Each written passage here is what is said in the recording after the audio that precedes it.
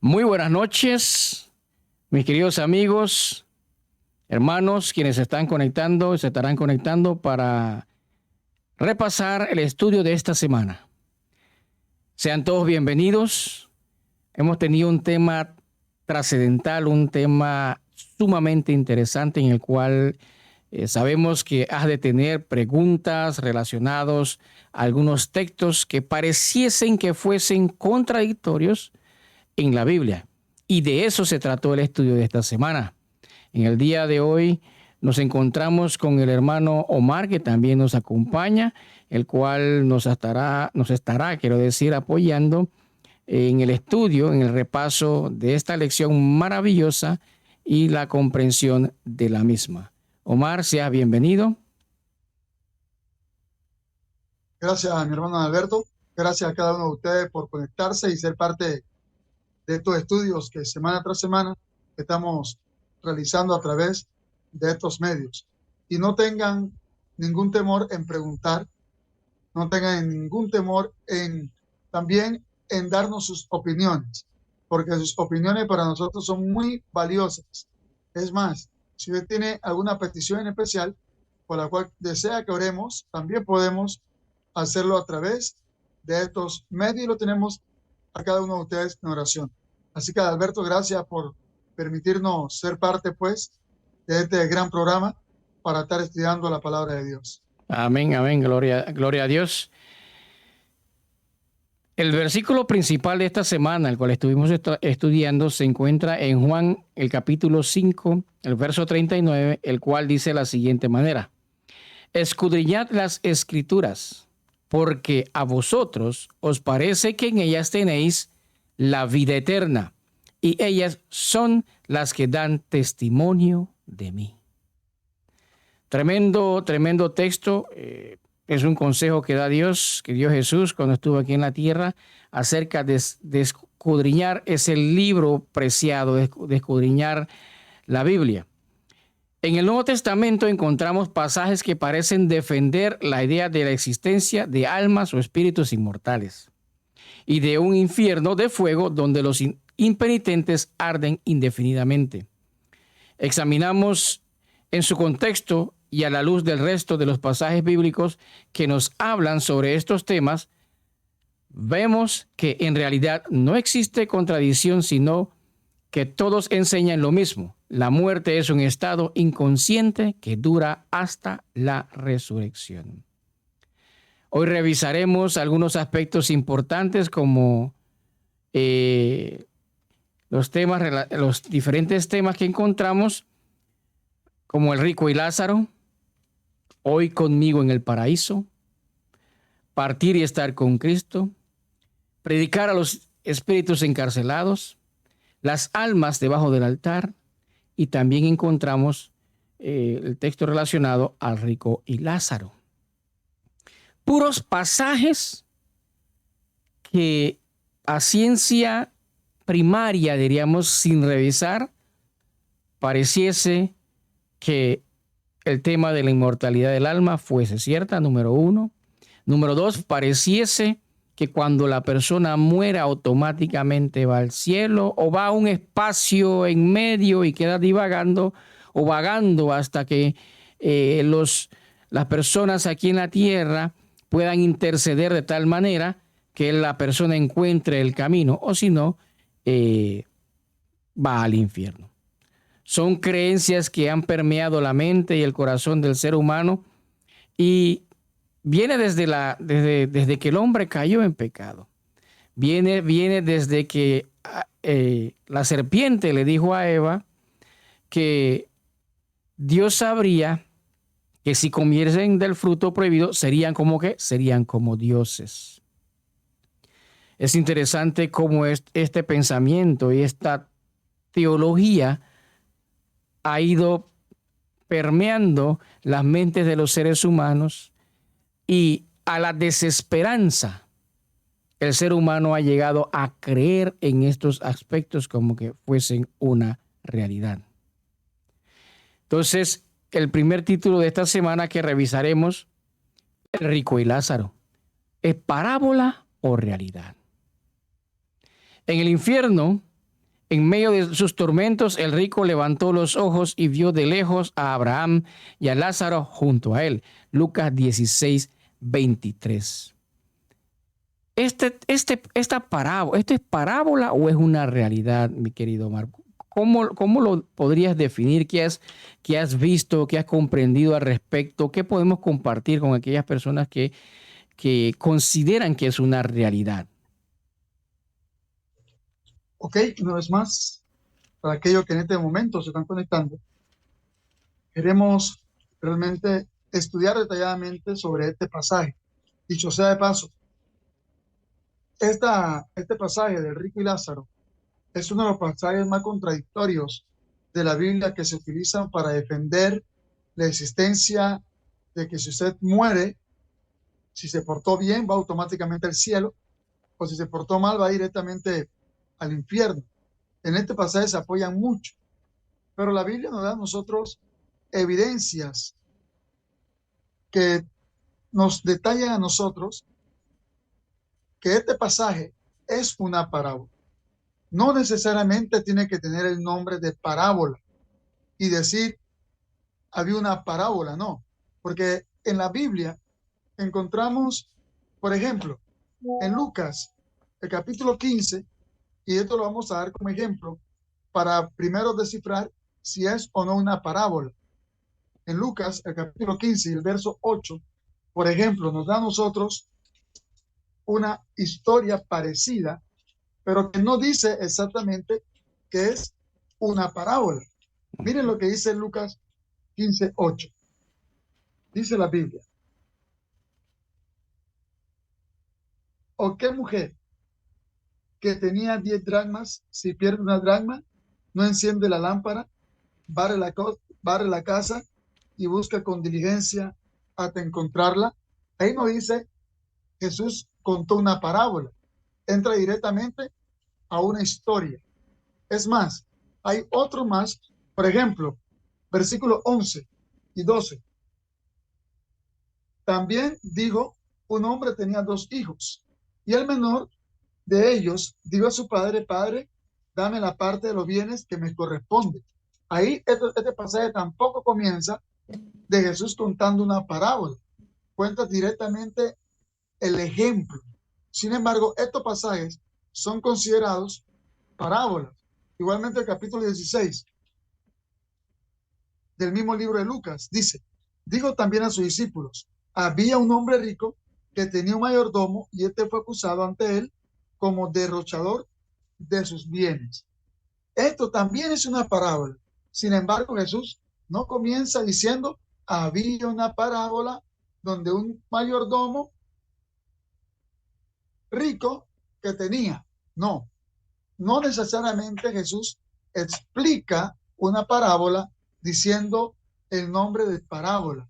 Simplemente hay evidencias de que esta historia del rico y Lázaro se dio. Hay que buscar el por qué Jesús la dijo.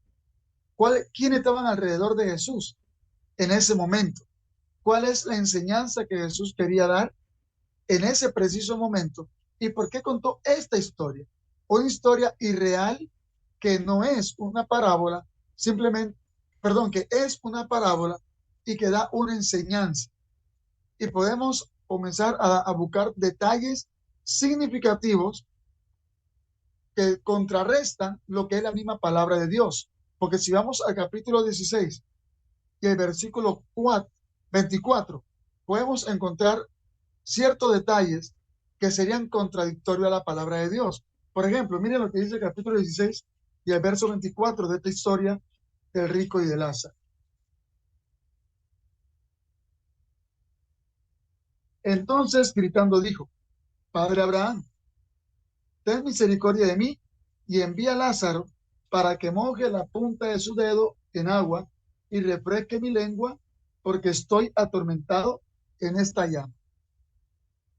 Si nosotros pensáramos que realmente es una historia, pudiéramos pensar entonces que Eclesiastés, quien escribió el libro de Eclesiastés, cometió un error, porque él dijo una mentira. Porque aquí aparentemente el rico está sintiendo calor.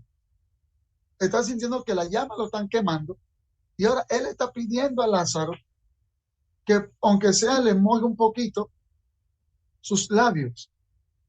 Pero miren lo que dice Eclesiastés, el capítulo 9. No sé si me adelanté, Alberto, pero No, es que como estaban no, explicando, si no, realmente ellos no, no, está bien, parábola. termina el comentario porque estás aclarando el tema, porque se considera una parábola. Y allí voy a tocar unos Ok, puntos adicionales después que termines el comentario. ok. Gracias, mi hermano, porque queremos realmente aclarar el por qué es una parábola.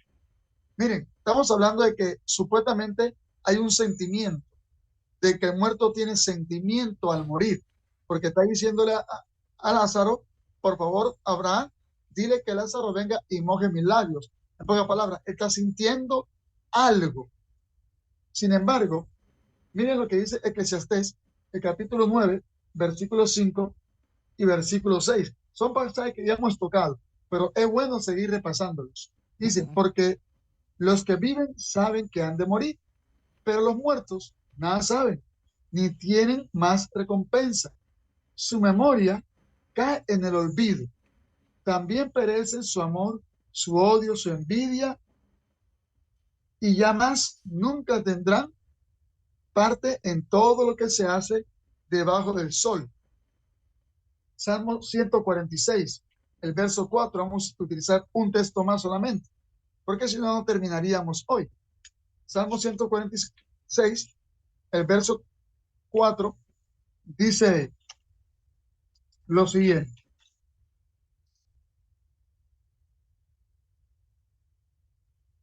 Salmo 146 y el verso 4.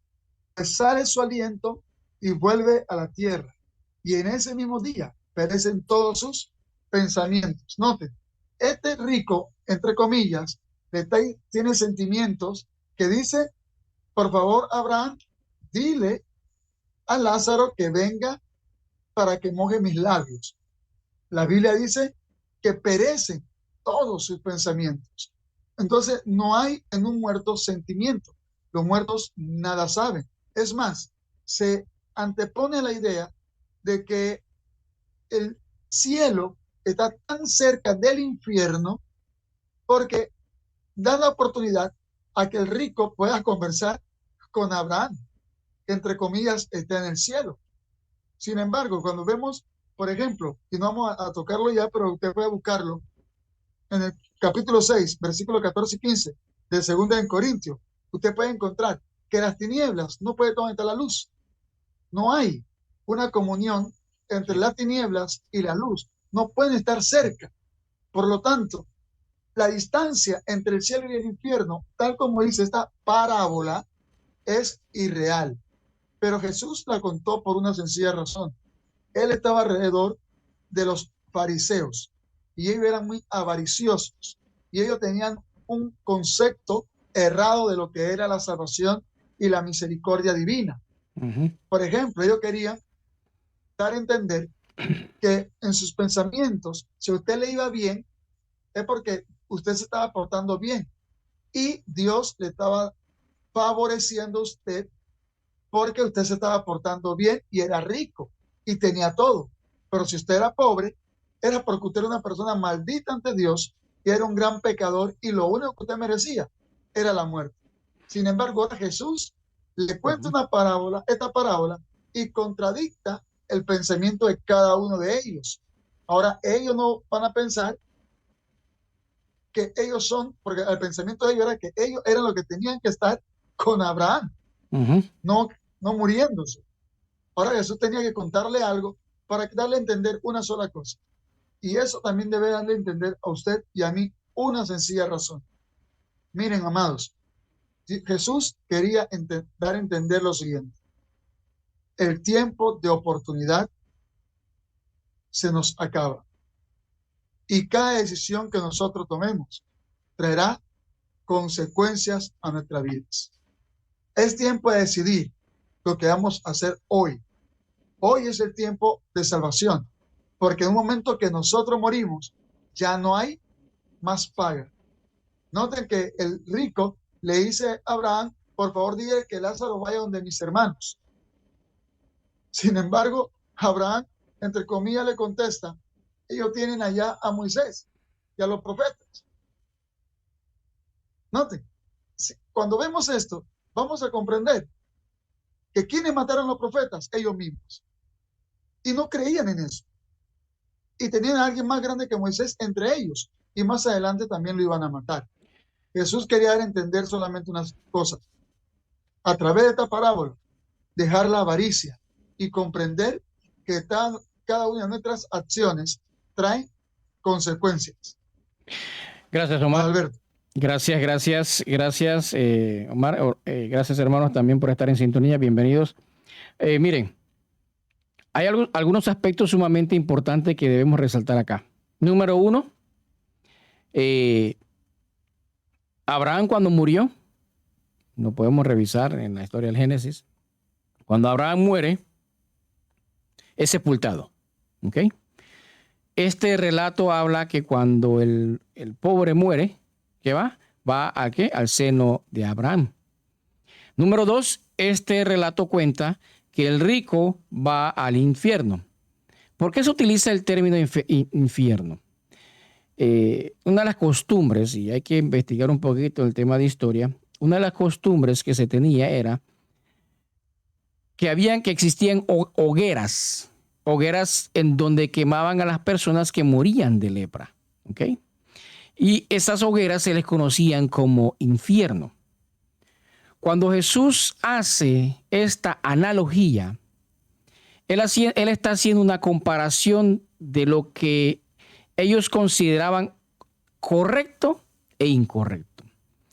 Ahora bien, si el relato de Rico y Lázaro fuese una realidad, veríamos que el cielo y el infierno están tan cerca que sus habitantes pueden hablar entre ellos. Y hablando del término infierno, el cual sabemos ahora a qué se refería Jesús cuando habló acerca del infierno. Era el nombre que le daban a las hogueras, infierno. Pero separados por un gran abismo. Eso lo vemos en el versículo 26. Tras la muerte, el alma consciente tiene ojos, dedos y lengua y tiene, ¿qué cosa? Sed, lo acaba de mencionar Omar. Algunos aspectos como no reales. O sea, dime, muero, pero tengo ojos, tengo sed, tengo todo. O sea, esa es una de las razones por lo cual cuando la persona ha muerto, la colocan en el cementerio, van y le dejan agua, van y el mundo hoy va y le lleva licor y le deja porque él va a beber, porque él va a seguir sus cosas. Algunos le dejan radio, otros le dejan perfume, le dejan prenda, etcétera, etcétera. Porque se ha tergiversado lo que realmente de lo que realmente se estaba hablando aquí. Cristo Jesús le estaba hablando directamente a los fariseos. Y la enseñanza que Jesús quiso transmitir era que la riqueza, como lo acaba de mencionar el hermano Omar, no es un criterio para la recompensa futura. Y también le hizo la salvedad que aunque Lázaro resucitase de los muertos, fuese y le hablasen, ellos no iban a creer. Pero ustedes saben una cosa, mis queridos hermanos. Lo interesante de esto es que Lázaro resucitó y procuraron matarle. Esa es la realidad de esto. Entonces, esto no es una realidad. Esta historia no es una realidad, sino es una parábola. Esto quiere decir que el destino de cada persona se decide como en vida. Y que la Biblia es la guía para conocer el plan de salvación de Dios, tal como lo acaba de mencionar el hermano Omar. Así que vemos, hermanos, que el rico de Lázaro es una parábola. ¿Okay? Así que no podemos considerar y pensar que hay oportunidad de poder comunicarse el que está muerto aquí, el que está allá. Y como vemos aquí, dice que el pobre, cuando murió, ¿a dónde fue? ¿A dónde fue Omar? ¿Al seno de dónde? De Abraham, según ellos. Al seno de Abraham, dice, o sea. Dime. ¿De qué tamaño sería ese seno, Alberto? Me explico, tan acogedor. Que aquí. Exactamente. Entonces, eh, lo otro donde dice, donde se ve que se habla en la parábola, en el versículo 10 dice algo interesante, que es que cuando dice, el que es fiel, 16, así 16, 16. El que es fiel en lo muy poco, también en lo más es fiel. Y el que en lo muy poco es injusto, también en lo más es injusto. ¿Ok? Pero también vemos en el Salmos 16, 10 algo interesante. Vamos a buscarlo aquí rápido en nuestra Biblia. Salmos 16, 10. En el Salmo 16, 10 dice lo siguiente. Leí el texto errado antes. El 16, 10 dice: porque no dejarás mi alma en el Seol, ni permitirás que tu santo vea corrupción alguna. ¿Okay? ¿A qué se refería el salmista aquí? ¿Qué es el Seol? ¿Okay? El Seol, en otras traducciones dice el Hades, se refiere a qué? Al sepulcro, a la tumba. Y como referencia podemos verlo en el libro de Hechos 2.27. Vamos a ir rápidamente al libro de Hechos 2.27 para afianzar lo que acabamos de mencionar. Hechos 2.27 dice lo siguiente: porque no dejarás, vuelve y repite, mi alma en el Hades, como lo mencioné hace un momento, ni permitirás que su santo vea corrupción. ¿Okay? Si el salmista está haciendo referencia aquí, al igual que se escribe en el libro de Hechos, que no permitirás que el Hijo de Dios, el que ha muerto, permanezca allí para siempre. ¿Ok? Y que tampoco su alma esté donde en el Seol, porque él descansó. Entonces, si aceptamos la parábola como una explicación del estado de la real de una persona una vez muerta, tenemos que admitir algo inadmisible, que Jesús mismo fue atormentado en ese lugar, pues Pedro aplica el Salmo al periodo en el que Jesús estuvo muerto antes de resucitar. Una interpretación literal de la parábola anulará la promesa de Dios que da la promesa de Dios de que enjugará toda alma y no habrá más llanto ni dolor. O sea, la promesa de Apocalipsis 21:4 queda automáticamente invalidada. Y lo mismo cuando leemos en Colosenses y leemos en Primera de Corintios 15 acerca de la venida de Cristo Jesús. Si esto es cierto, si nosotros le damos pie y cabeza, entonces Cristo nos resucitó. Lo que leemos en Corintios acerca de la segunda venida de Cristo tampoco es una realidad. Lo que leemos en la carta a los Colosenses tampoco viene a ser una realidad. O sea que definitivamente no es como queremos decir, que si queremos decir que realmente es una realidad y no una parábola. Esto es una parábola, es un simbolismo, es una manera que utilizaba Cristo Jesús para poder hacerles entender y comprender el camino por el cual estaban andando. Y te pregunto, ¿qué camino estás tomando hoy? Querido Omar, amigo, ahora, pero saliendo de este pasaje, entramos en otro. Entramos en otro relacionado y todo tiene que ver con una coma problemática, como se dice acá. Un problema de coma. ¿Ok?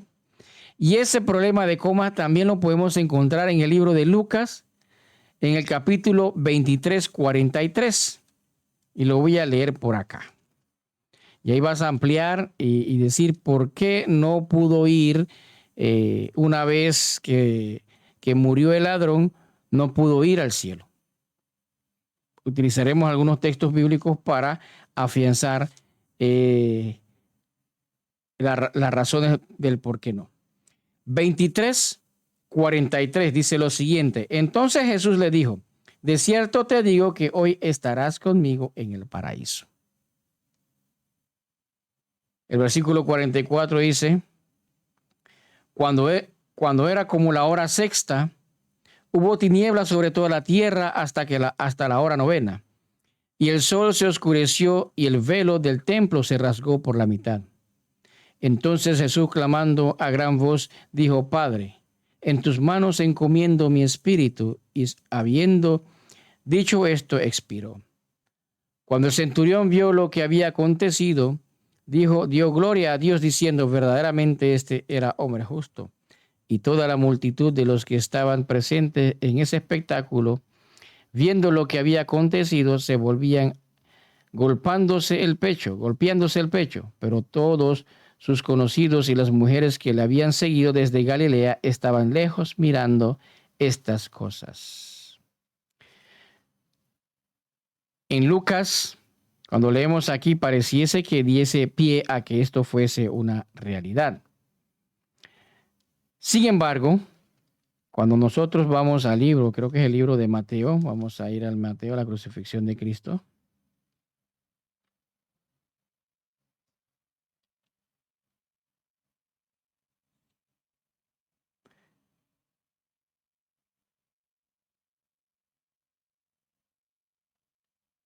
Ahí tienes el pasaje acerca de cuándo mueren los ladrones, Omar, que podemos compartir con los hermanos. Sí, quería, antes de entrar directamente a ese puntito, Ok. quería conversar, explicar un poquito, hacernos primero la pregunta. Noten que Jesús le dice a él: de cierto te digo hoy, aun cuando no está la coma que nos escribe en el griego esto, porque lo griego, la escritura griega no utilizaba ¿Coma alguna? ortografías, podemos comprender que Jesús, número uno, él estaba diciendo ese día, como yo decir: Alberto, de cierto te digo hoy, que mañana me voy a ir para Churubé, en caso tuyo que estaba mañana. Tú me estás diciendo hoy una cosa, pero cuando se va a hacer realidad es el día de mañana. Jesús, en este sentido, solamente le está diciendo al ladrón ese día que estaría, tiempo futuro, estaría. Un tema de confirmación. Que no va a estar, sino que estaría con él, está confirmando que él va a estar con Jesús en el paraíso. Pero la pregunta sería: ¿cuándo? ¿qué es paraíso? ¿Fue Jesús al morir al paraíso? O pudiéramos hacer otra pregunta: ¿cuándo los seres humanos recibirán el paraíso? Estas tres preguntas pudiéramos hacernos rapidito para entonces poder caer en lo demás. Okay. Por ejemplo, número uno, ¿qué es el paraíso? Miren lo que dice. ¿Y dónde está? Apocalipsis. ¿Y dónde está el paraíso? Apocalipsis 2:7. Para ir rapidito, Apocalipsis 2:7 y Apocalipsis 22, 1 y 2. 2:7 dice lo siguiente: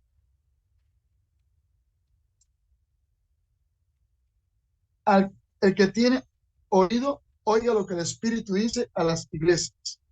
Al vencedor le daré de comer del árbol de la vida que está en medio del paraíso de Dios. Así que el paraíso está en medio de Dios. Versículo 1 y 2 del capítulo 22 de Apocalipsis.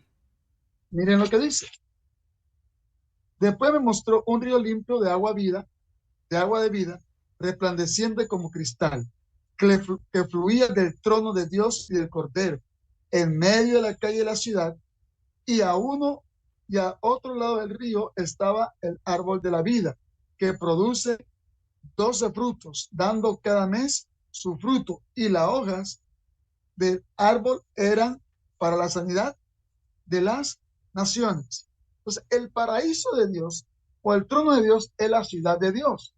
¿Y dónde queda la ciudad de Dios? En el cielo. En pocas palabras, número uno, el paraíso está en el trono de Dios, es la ciudad santa, es la nueva Jerusalén, comenzando para saber dónde está el paraíso. Ahora, ¿fue Jesús el día que murió al paraíso? Veamos lo que dice Juan, el capítulo 20, versículo 17. Veamos dónde fue Jesús, si él fue al paraíso el día de su muerte. Porque si es verdad que cuando usted se portó bien, va directamente al paraíso o va al infierno, entonces, ¿quién mejor que Jesús, quien no cometió pecado, tuvo que haber descendido automáticamente el mismo día de su muerte al paraíso?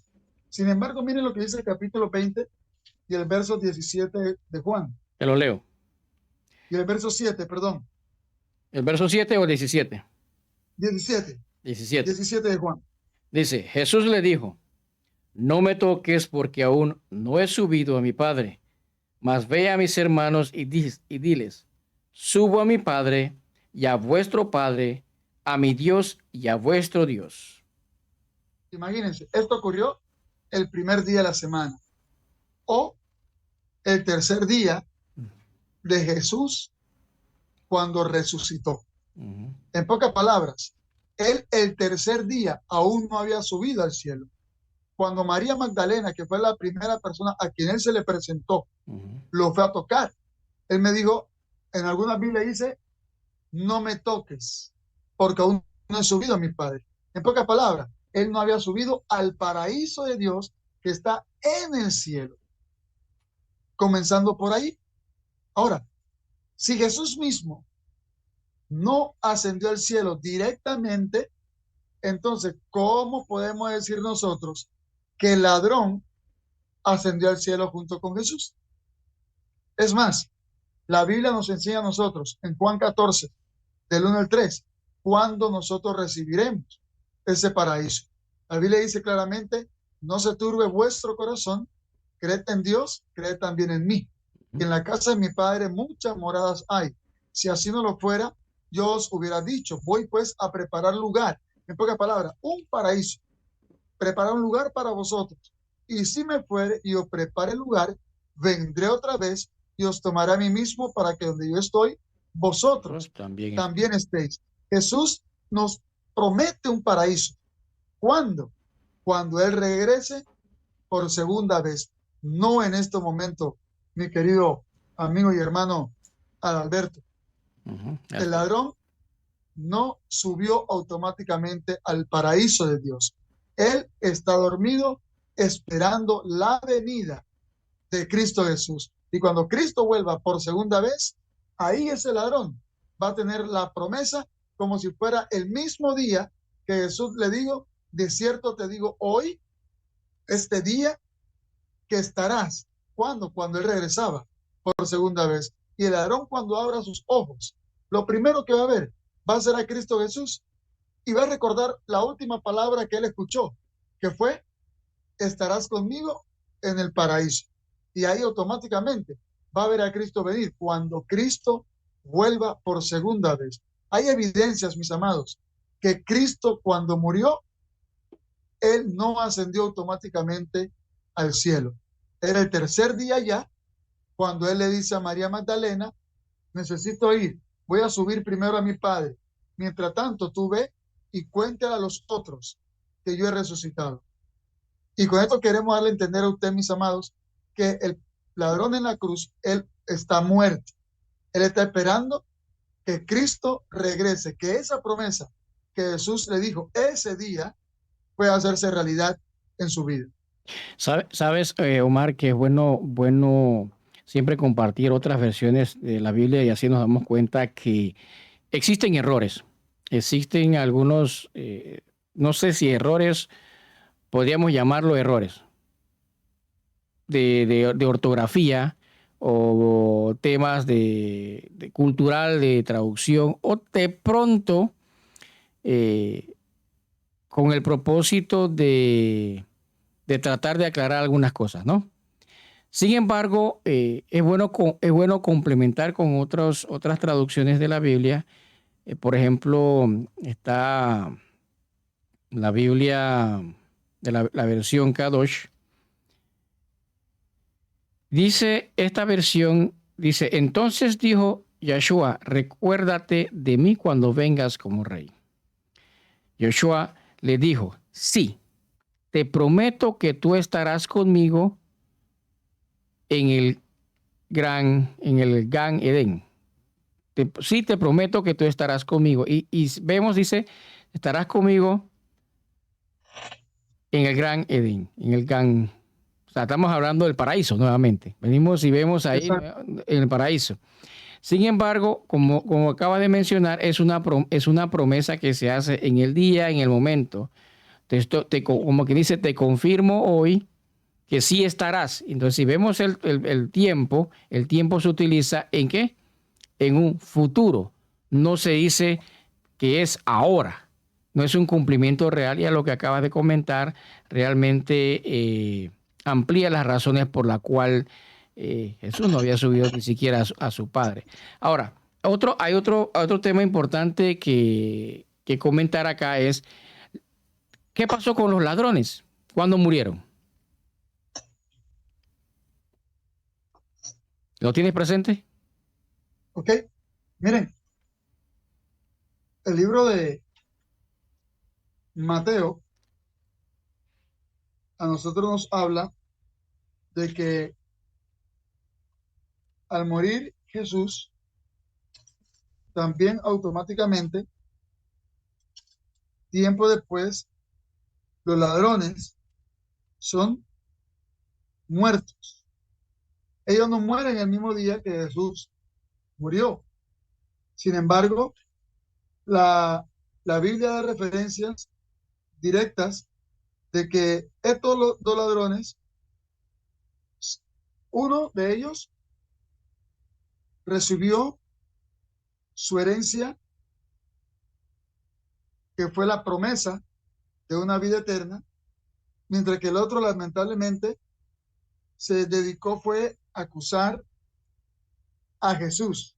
La Biblia dice que crucificaron con él a dos ladrones. Pero cuando vemos cómo morían las personas en aquel entonces, nosotros nos vamos a dar cuenta que la persona no moría en el momento que era colgado en una cruz. La persona podía demorar tiempo. Podía ser un día, podían ser 2 días, estar allí colgado en la cruz. Y aunque la Biblia no dice exactamente qué tiempo demoraron los ladrones para morir, la Biblia sí nos da detalles a nosotros de que estos ladrones, uno se salvó, más el otro se perdió. Pero no da con exactitud un tiempo en el cual ellos fueron muertos. Jesús sí dice que murió ese mismo día, y es por eso que al soldado extrañarse de la muerte repentina de Jesús, le clava en su costado con una lanza. ¿Por qué? Precisamente porque los muertos, perdón, porque las personas al ser crucificadas no morían automáticamente el mismo día. Ellos demoraban cierto tiempo antes de ellos morir. Mi querido amigo y hermano Adalberto. Mira, Omar, que la Biblia sí da un poquito de vislumbre acerca de lo que sucede realmente con los ladrones. En el capítulo 19 de Juan, en el versículo 32 exactamente, vamos a leer desde el 31 en adelante. ¿Ok? Juan capítulo 19, 31, 32 dice: Entonces los judíos, por cuanto era la preparación de la Pascua, a fin de que los cuerpos no quedasen en la cruz en el día de reposo, pues aquel día de reposo era de gran solemnidad, rogaron a Pilato que se les quebrasen las piernas y fuesen quitados de allí. Vinieron pues los soldados y quebraron las piernas al primero, y asimismo al otro que había sido crucificado con él. Mas cuando llegaron a Jesús, como le vieron ya muerto, no le quebraron las piernas, Pero uno de los soldados le abrió el costado con una lanza y al instante salió sangre y agua. Y el que lo vio da testimonio y su testimonio es verdadero. Y él sabe que dice verdad para que vosotros también creáis. Porque estas cosas sucedieron para que se cumpliese la escritura, no será quebrado hueso suyo. Y también otra escritura dice, mirarán al que traspasaron. Si leemos nuevamente el versículo 32, vinieron pues los soldados y quebraron las piernas al primero y asimismo al otro que había sido crucificado con él. Exacto, Alberto. O sea, le quebraban la pierna por el temor de que se escaparan. Exactamente. Pero ellos no morían automáticamente. Ellos no por eso morían. es cuando Exactamente. vieron a Jesús muerto, ya no le quebró la pierna, como puede extrañarse de que Jesús hubiese estado muerto, para cerciorarse que realmente estaba muerto, le atravesaron con una lanza a su costado. Mas los presos no murieron automáticamente. Ellos murieron, la Biblia no dice qué tiempo duraron para morir, pero sí sabemos que más adelante ellos mueren automáticamente. Lo que sucede acá, Omar, más que nada es que ellos le quebraron, era una costumbre quebrar las piernas, uno, para que no los bajasen de la cruz, y dos, en este caso en particular, les quebraron las piernas porque venía el día de Pascua y no podían tener a nadie colgado, crucificado. ¿Ok? O sea, así que para que no escapasen, tenían que quebrarle las piernas y bajarlos de la cruz. A ciencia cierta no sabemos cuándo mueren, pero sí podemos ver que a través de la Biblia es clara en decir, ellos no mueren en el momento en que Jesús muere. Eso nos dice a nosotros que cuando la persona muere realmente, uno, Jesús no ascendió a su Padre cuando murió, no ascendió al paraíso. Dos, el ladrón cuando murió, no lo sabemos. Tres, sabemos que fueron quebrados sus piernas para que no escapasen. ¿Ok? Y la historia cuenta que una vez que una persona es crucificada o en esa muerte horrenda, la persona podría pasar padeciendo días allí colgado en la cruz. Aquí hemos visto en este pequeño relato, mis queridos hermanos, que a ciencia cierta, cuando el ladrón muere o murió, fue sepultado y estará esperando, al igual que todos aquellos que han creído, la aparición de Cristo en el cielo, en el cual llamará a los suyos para siempre. El otro punto importante que vemos aquí es la contradicción cuando cuando Pablo habla acerca de morir y estar con Jesús. Porque para mí el vivir es Cristo y el morir es ganancia, teniendo deseo de partir y estar con Cristo, lo cual es muchísimo mejor. Filipenses 21 al 23. Pablo estaba en duda, vivir por el bien de la iglesia y de la obra del evangelio, o morir y descansar de sus arduas labores y estar ya con Jesús. Esa es una manera corta de verla. Pero ¿por qué también se toma este texto y se considera, Omar, así corto, que es algo relacionado a cuando uno muere, sale del cuerpo automáticamente, parto y me voy con Cristo? Ok, Pablo nunca quiso dar a entender que él se iba a ir con Cristo. Al contrario, él sabía bien que él estaba pronto a morir. Su edad avanzada, su sufrimiento avanzada por el testimonio de Cristo. Es más, Pablo muere aproximadamente 2 años después de que él fue arrestado y estuvo allí, en ese lugar preso, cuando él escribe la carta en Roma. Él muere 2 años después de eso. Correcto. Cuando él escribe esta carta a la iglesia de Filipenses.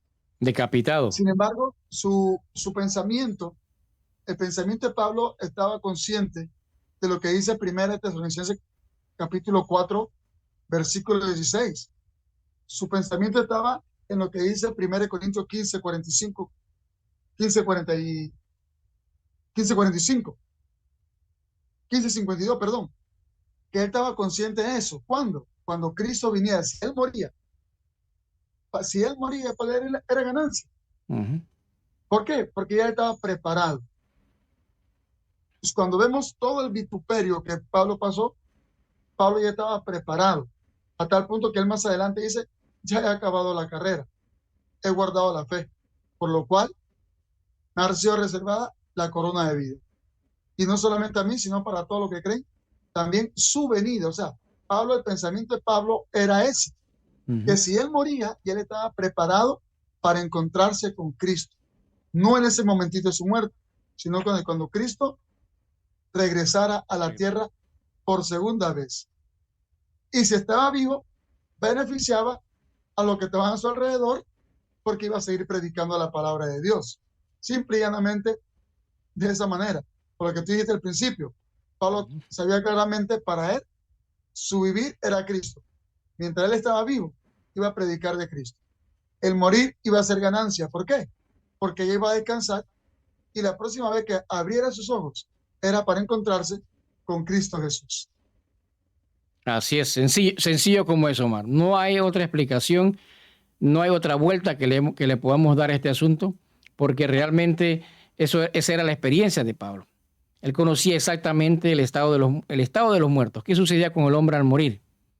En su cansancio y su agonía, él meditaba. Porque para mí, el vivir es Cristo y el morir es ganancia. Vivo en Cristo. Mi vivir es Cristo. Y le sigue diciendo, teniendo deseo de partir y estar con Cristo. Cuando una persona llega a una situación, a un caminar arduo en su vida, largos años, llega el cansancio, llegan las enfermedades, ha entregado su vida a Cristo, ¿qué es lo que más desea la persona? Descansar. Muchos desean morir. ¿Ok? Morir y estar con Cristo. ¿Estar con Cristo cuándo? Porque sé que ciertamente que si muero, Cristo Jesús me resucitará. Eso es, si partir, descansar y estar con Cristo. ¿Cuándo? Estar con Cristo. No dice ahí tampoco, dice, estaré con Cristo. Muchas veces cambiamos el tiempo con tal de querer aplicarlo a nuestro concepto personal. Y lo que él dice, lo cual es muchísimo mejor. Para nosotros, los cristianos, no es lo mejor estar con Cristo, Omar. Para mí sería lo mejor estar con Cristo. ¿Para ti? Claro, definitivamente. Pero además, tenemos que ir por un proceso. Estar con Cristo y morir en Cristo, ¿qué mayor ganancia que esa?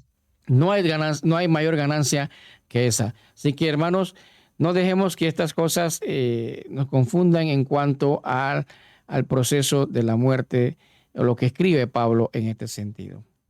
Otro tema del cual habló Pedro, Omar en este caso, fue acerca del tema de los espíritus encarcelados. Que dice, por medio del Espíritu fue y predicó a los espíritus encarcelados, haciendo referencia a Cristo Jesús.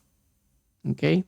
Entonces lo encontramos en 1 de Pedro 3:19, y cuando se lee un texto no lo cuenta todo. Un texto dice solamente un fragmento o completa algo, pero no lo es todo. Entonces 1 de Pedro 3:19 se lee lo que acabamos de mencionar. Sin embargo, dice el 17, porque mejor es que padezcáis haciendo el bien, si la voluntad de Dios así lo quiere, que haciendo el mal. Porque también Cristo padeció una sola vez por los pecados, el justo por los injustos, para llevarnos a Dios, siendo a la verdad muerto a la carne, pero vivificado en espíritu, en el cual también fue y predicó a los espíritus encarcelados y los que en otro tiempo desobedecieron, cuando una vez esperaba la paciencia de Dios en los días de Noé, mientras se preparaba el arca, en el cual pocas personas, es decir, 8 fueron salvadas por agua. Wow. Cuando se lee esto, dice, primera vista, dice, wow, versículo 19, Cristo Jesús bajó a la tumba y se fue allá a predicarle a los espíritus muertos, a los espíritus encarcelados, los muertos. Se encontró con ellos y le empezó a hablar. Es un poquito difícil de asimilar ese proceso que entre por nuestras mentes y lo convirtamos en una realidad. Omar, Miren, ¿qué exactamente sucedió aquí? ¿A qué se refería Pedro? ¿Y quién fue ese? ¿Y quiénes eran los espíritus encarcelados a los que se refirió Pedro aquí?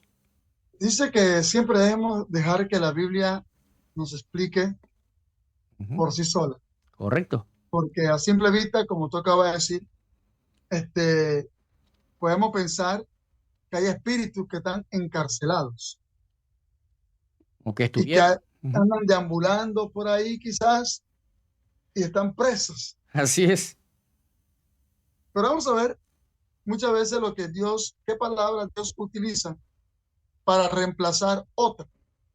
Y vamos a leer 4 textos para tratar de explicar de una manera fácil y práctica que podamos comprender a qué Dios se refiere en algunas ocasiones cuando dice espíritu, porque tenemos que ver qué es a lo que se refiere con espíritu. Yo voy a leer 2 textos y Alberto te voy a pedir que por favor, Lucas 4:18, Isaías 42, 6 y 7. Y yo voy a buscar otros 2 textos que ya tengo en mano. Y te voy a pedir a ti que busques Lucas 4:18, Isaías 42, 6 y 7, para explicar solamente lo que es espíritu. Gálatas 6:18, lo voy a leer, es el primer texto que voy a utilizar. Gálatas 6:18 dice lo siguiente: hermanos, la gracia de nuestro Señor Jesucristo sea con vosotros, sea con vuestro espíritu. Amén. Según de Timoteo,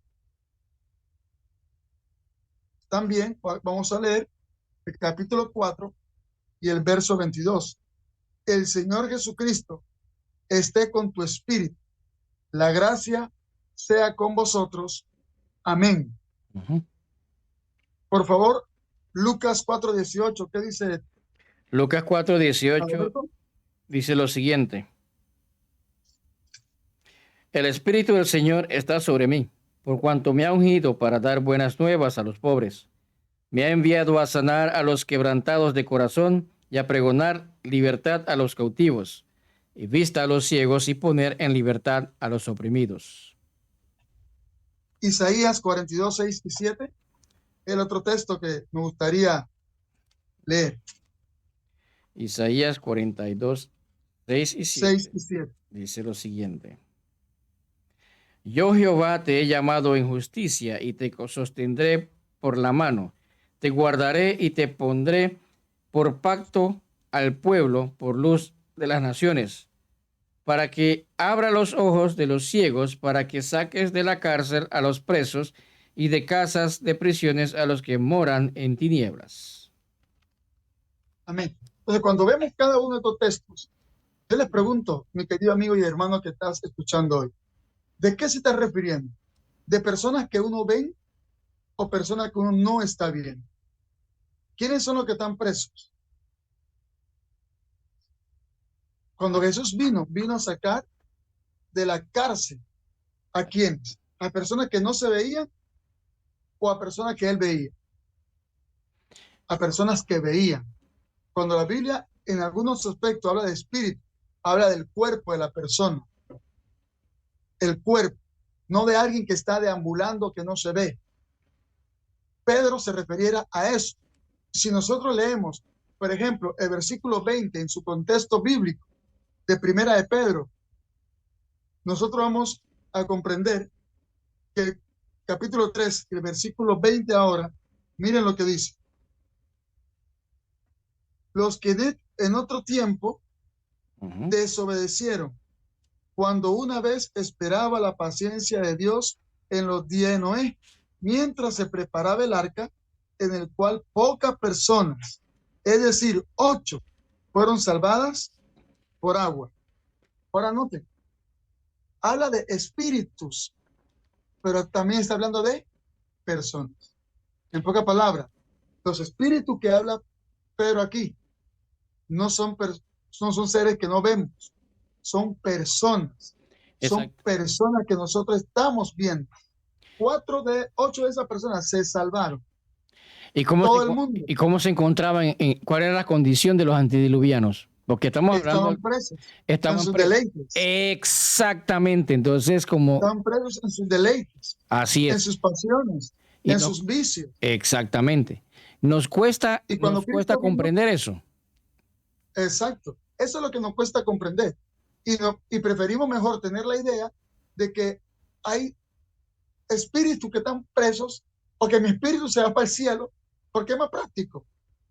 Pero si ustedes ven que hay muchas personas que no lo entienden, utilizan esto práctico, ¿cómo podemos entender entonces cómo, siendo un Dios de amor y siendo un Dios justo, y que en el cielo no va a haber llanto, ni tristeza, ni dolor, va a permitir que mi padre, que murió hace un par de años atrás, esté en el cielo viendo cuánto sufro yo? Si me va a atropellar un carro, si me voy a chocar en el carro, si me voy a un precipicio abajo, si estoy enfermo en una cama. ¿Ustedes creen que mi padre, si estuviese en el cielo, estuviera alegre? Estuviera martirizado, viendo a su hijo en la tierra sufrir. Entonces, ¿qué clase de paraíso tuviéramos de felicidad si estamos viendo a nuestros seres queridos en la tierra sufrir? Entonces Dios sería un Dios injusto y no de amor. Estos espíritus...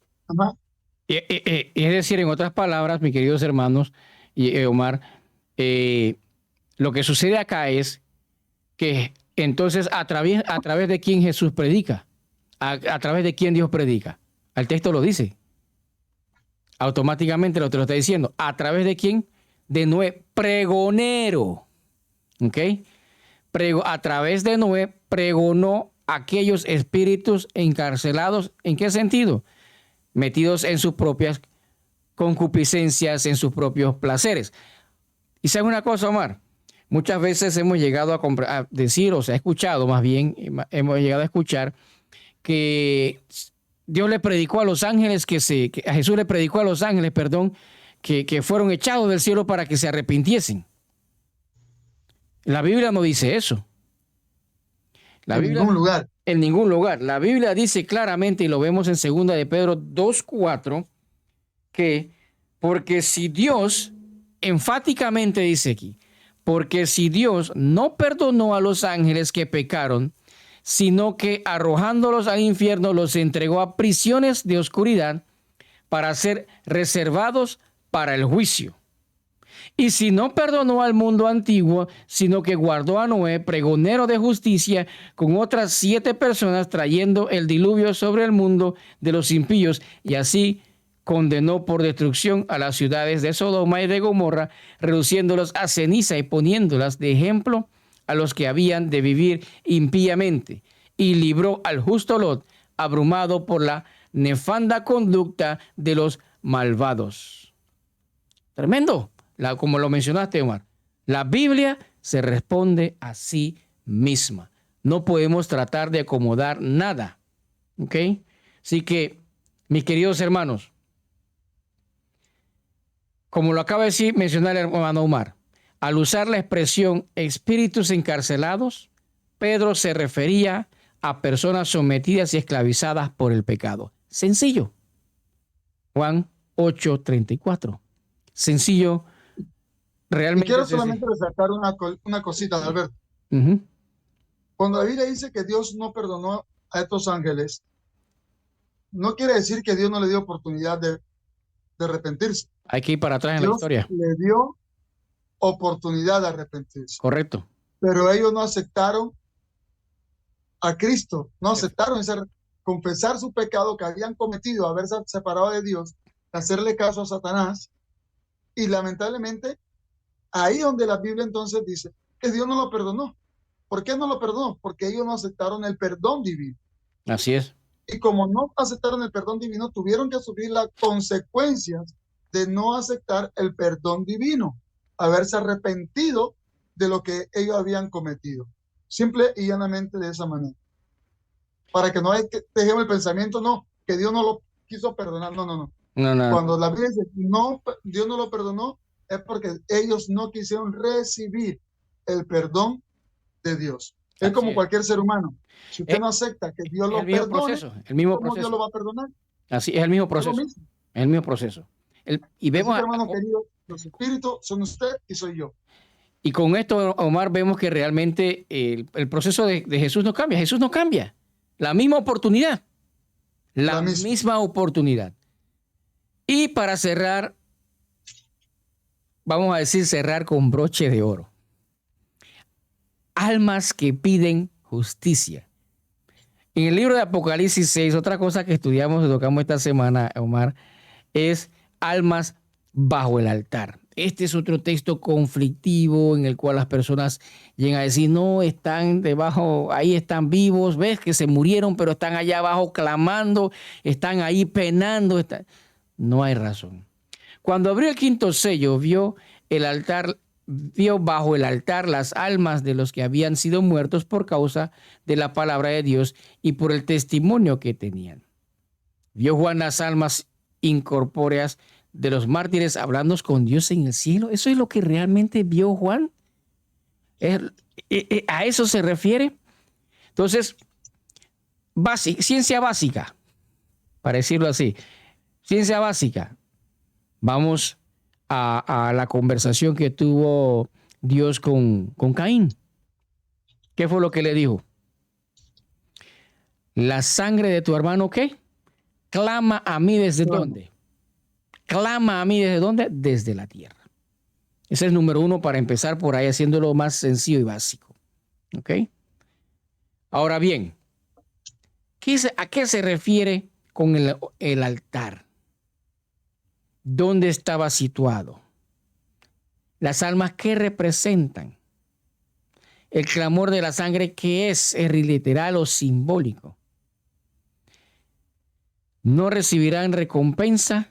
¿Qué realmente es? Vamos a tratar de resumir estos puntos rápidamente en varios pasajes bíblicos. ¿Okay?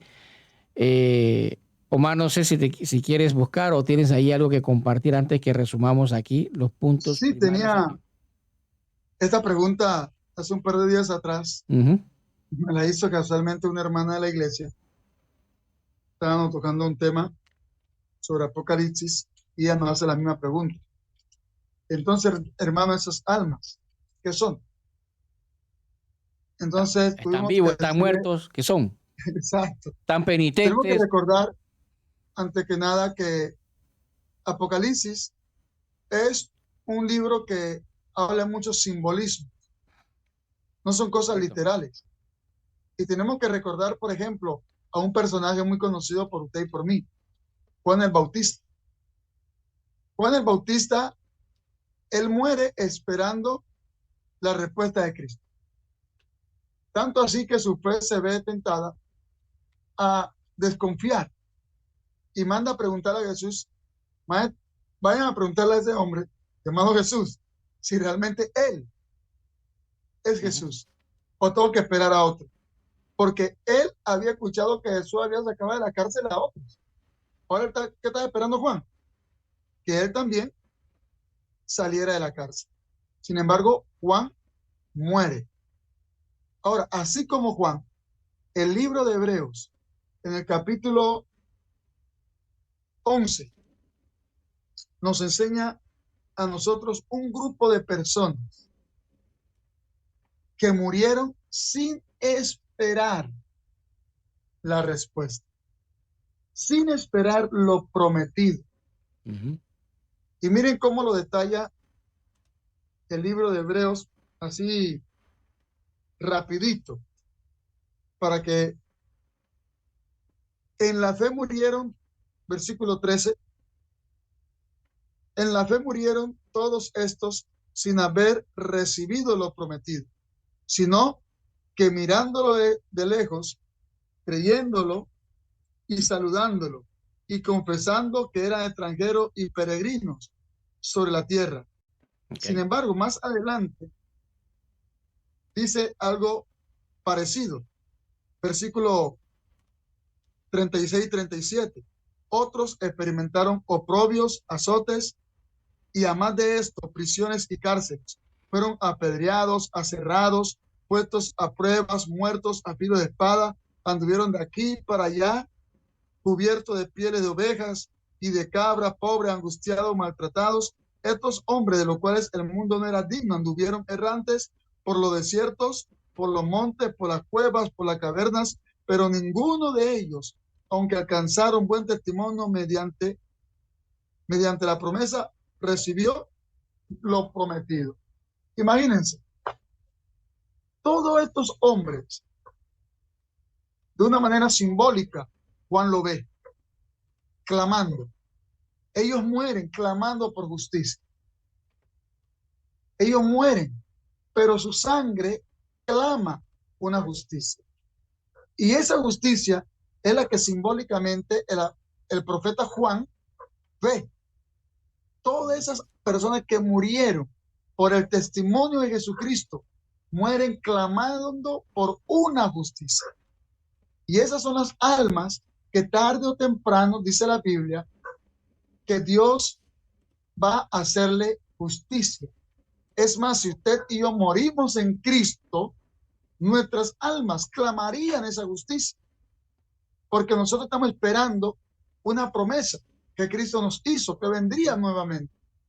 Y si nosotros nos matan si nosotros morimos dando nuestra vida, de alguna otra manera que acabamos de ver que esta gente murió, entonces nosotros moriríamos clamando por una justicia. Correcto. Esteban muere diciendo, Señor, no le tomes en cuenta este pecado. La sangre de Esteban clama por una justicia, que lo que él creyó se haga realidad. Y esa es la sangre que Juan ve en el altar. Esa sangre de todas las personas que murieron. Así es, Omar. En otras palabras, haciendo de manera resumida, estamos hablando acerca de los mártires. ¿Okay? Estamos hablando de los mártires, estamos hablando acerca de los mártires que todavía han de morir de acuerdo a lo que vio Juan en ese entonces. Entonces, ¿qué vio? Adicional a esto, ¿qué vio Juan? Cuando Juan ve todas estas cosas, él vio el periodo de la Inquisición, de los mártires, las persecuciones cristianas que se están y que se siguen dando hoy. ¿Okay? Muchas personas realmente convertidas a Cristo Jesús están dando su vida. Entonces, cuando habla del altar, en Levíticos 4:25, hace referencia al altar de los holocaustos. ¿Okay? ¿Dónde estaba situado este altar? Estaba situado en el atrio exterior, lugar que simboliza a la tierra. Las almas representan, ya hemos estudiado esta noche, que las almas o los espíritus representan a las personas que fueron como martirizadas aquí en la tierra. El altar, aquí, el altar de los sacrificios, ¿dónde estaba ubicado? Aquí en la tierra, que era el proceso regular de confesión de pecados. Las personas que morían se les consideraban mártires, no a través del altar, sino que eran perseguidos y asesinados por la causa de Cristo. ¿Ok? Como lo mencioné el hermano Omar, el clamor de la sangre en este caso es simbólico, al igual que el clamor de la sangre de Abel, como lo mencioné al inicio. Es simbólico, no es literal, no es que la sangre está ahí viva tirando voces, no, de ninguna manera. Entonces, ¿cuándo recibirán justicia? Apocalipsis 7, 3 y 4, 14 y 15 habla acerca de que esta justicia se dará ¿cuándo? A la segunda venida de Cristo. Cuando Cristo venga. ¿Okay? Así que, mis queridos hermanos, hemos visto diferentes temas esta noche, diferentes aspectos. Si usted quiere escribir, dejar un chat en privado, hágalo, que estaremos gustosos en poder responderle. Para poder seguir ampliando el tema. Si algo no quedó claro, si algo está confuso, usted siente que todavía está eso de que necesita creer y pensar que su persona querida, amada, falleció y que está divagando en algún lugar o que va camino al cielo y no sabe cuándo va a entrar al seno de Abraham, mi querido hermano, hermana, amigo, amiga, escríbanos, que estamos aquí para apoyarnos y acercarnos cada día más a Cristo Jesús y poder esperarle cuando venga en gloria. La correcta comprensión de lo que dicen las Escrituras concerniente al estado de los muertos es esencial para este tiempo. La palabra de Dios declara que los muertos nada saben, su odio y su amor han desaparecido. Debemos apoyar nuestra autoridad en la segura palabra profética. ¿Cuál es?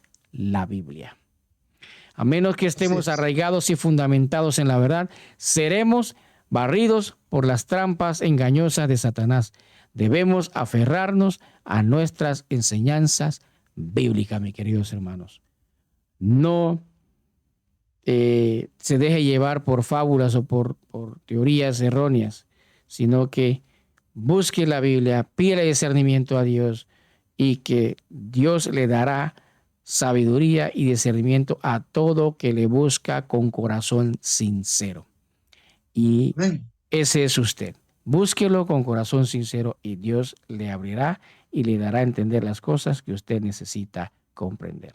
Omar, palabras finales. Sí, mis amados, simplemente es tiempo de volver a la Biblia.